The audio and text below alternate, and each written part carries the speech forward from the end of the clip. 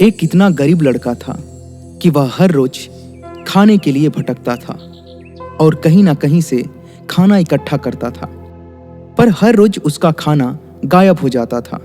एक दिन उसे पता चला कि एक चूहा उसका खाना चुराता है, तो उसने उस चूहे को पकड़ा और उससे पूछा कि तुझे पता है मैं इतना गरीब हूं, फिर भी तू मेरा खाना चुराता है? अगर तुम्हें चुराना ही है तो किसी अमीर का क्यों नहीं चुराता?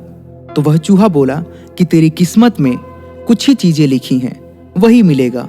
भले तू कितनी ही कोशिश कर ले, भले तू कितना भी इकट्ठा कर ले, उसे अपने पास नहीं रख सकता। यह जानकर लड़का बहुत शौक हुआ कि ऐसा कैसे हो सकता है।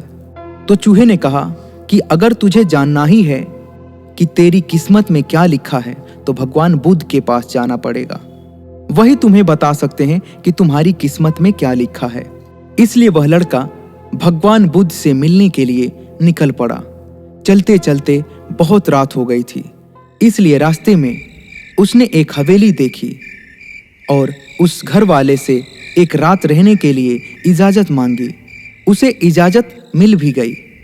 हवेली वालों ने लड़के से पूछा कि वो इतनी रात को कहाँ जा रहा है। तो उसने कहा कि मैं बुद्ध के पास जा रहा हूँ अपनी किस्मत के बारे में पूछने के लिए। तो हवेली वालों ने कहा कि तुम भगवान बुद्ध से हमारा सवाल भी पूछोगे? हमारी एक 16 साल की लड़की है जो बोल नहीं सकती है, तो क्या करें जिससे इसकी आवाज आए? उस लड़के ने कहा जरूर पूछूंगा आपका सवाल, और उसने उनको धन्यवाद कहा और सुबह वहां से निकल पड़ा। आगे रास्ते में बहुत बड़े बड़े बर्फ के पहाड़ थे। वह बड़ी मुश्किल से पहाड़ पर चढ़ा। उसे वहां एक जादूगर मिला।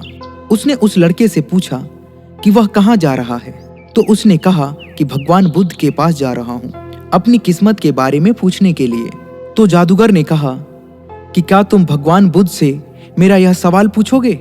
मैं हजारों सालों से तपस्या कर रहा हूँ ताकि मैं स्वर्ग जा सकूं। मेरे हिसाब से अब तक तो मुझे स्वर्ग में चले जाना चाहिए था, तो मैं स्वर्ग में जाने के लिए क्या करूं? लड़के ने कहा ठीक है, मैं आपका सवाल बुद्ध से पूछता हूं। उस जादूगर के पास एक छड़ी थी। उस छड़ी की मदद से उस लड़के को बर्फ के पहाड़ के उस पार पहुंचा दिया। जब वह आगे बढ़ा तो उसके सामने बहुत बड़ी चुनौती थी। वहां बहुत बड़ी नदी थी जो वह खुद नहीं पार कर सकता था। तभी उसकी मुलाकात विशाल कछुए से हुई। कछुआ उसे लेकर जाने के लिए तैयार हो गया। फिर कछुए ने भी उससे वही सवाल पूछा, तुम कहाँ जा रहे हो?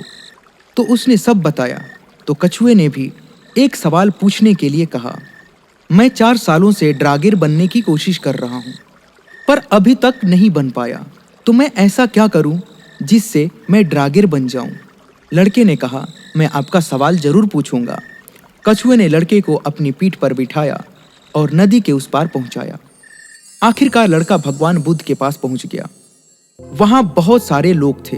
बुद्ध ने कहा एक व्यक्ति के केवल 3 सवालों के जवाब दूंगा। लड़का एकदम शॉक हो गया क्योंकि उससे तो 4 सवाल पूछने थे।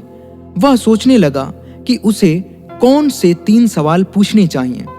उसने कछुए के बारे में सोचा कि कछुआ 400 सालों से ड्रागेर बनने की कोशिश कर रहा है, जादूगर 1000 साल से स्वर्ग जाने के लिए तपस्या कर रहा है, और वह लड़की बिना बोले कैसे पूरी जिंदगी निकाल सकती है। फिर खुद के बारे में सोचा कि मैं तो सिर्फ गरीब हूँ, मैं तो मांग करके भी अपनी जिंदगी गुजार सकता हूँ, पर कछुआ, जादूगर और लड़की की परेशानियां तो मेरी परेशानियों से बहुत बड़ी है। तो लड़के ने उनके 3 सवाल भगवान बुद्ध से पूछे। बुद्ध ने जवाब दिया कि कछुआ 400 सालों से ड्रागेर बनने की कोशिश कर रहा है, पर अपने कवच को छोड़ने के लिए तैयार नहीं है। जब तक वह कवच को नहीं छोड़ेगा तब तक वह ड्रागेर नहीं बन पाएगा। वही जादूगर जब तक अपनी छड़ी नहीं छोड़ेगा तब तक वह स्वर्ग नहीं जा पाएगा, और जब तक लड़की को उसका जीवन साथी मिल नहीं जाएगा तब तक वह बोल नहीं पाएगी। यह सब सुनकर लड़का वापस कछुए के पास आया और उससे सब कुछ बताया। तो कछुए ने अपना कवच निकाल दिया। जैसे ही कवच निकाला उसमें से कीमती मोती निकले। वह मोती कछुए ने लड़के को दे दिए और वह ड्रागिर बन गया। फिर जादूगर के पास गया और सारी बात बताई तो जादूगर ने अपनी जादू की छड़ी लड़के को दे दी और वह स्वर्ग में चला गया। उसके बाद लड़का उसी हवेली में गया जहां उसने रात गुजारी थी। जब वहां गया तो लड़की सामने आई और बोली, उस रात हमारे हवेली पर तुम ही आए थे ना। इस तरह लड़के को पैसा, पावर और एक खूबसूरत जीवन साथी मिल गई। जीवन में कुछ पाने के लिए कुछ देना पड़ता है। जब जादूगर ने छड़ी दी तो उसे स्वर्ग मिल गया। वैसे ही जीवन में कुछ बड़ा करने के लिए अपने कंफर्ट जोन से बाहर आना होता है। पानी का जहाज सबसे ज्यादा किनारे पर ही होता है, पर जहाज किनारे के लिए नहीं बना है, वह बीच समुद्र में लहरों को चीरते हुए आगे बढ़ने के लिए बना है। इसलिए जीवन में कुछ बड़ा करने के लिए रिस्क तो लेनी ही पड़ेगी। और अगर आपको लगता है कि आपके जीवन में प्रॉब्लम बहुत सारी है तो जरा एक नज़र डालिए उन लोगों पर जिनके पास रहने को घर नहीं है, खाने को रोटी नहीं है, कोई देख नहीं सकता, कोई चल नहीं सकता, कोई बोल नहीं सकता। क्या आपकी प्रॉब्लम उनकी प्रॉब्लम से बड़ी है? आशा करता हूं कि ये हमारी कहानी आपको बेहद पसंद आई होगी। ऐसी ही और कहानियों को सुनने के लिए हमारे चैनल को सब्सक्राइब कीजिए। धन्यवाद।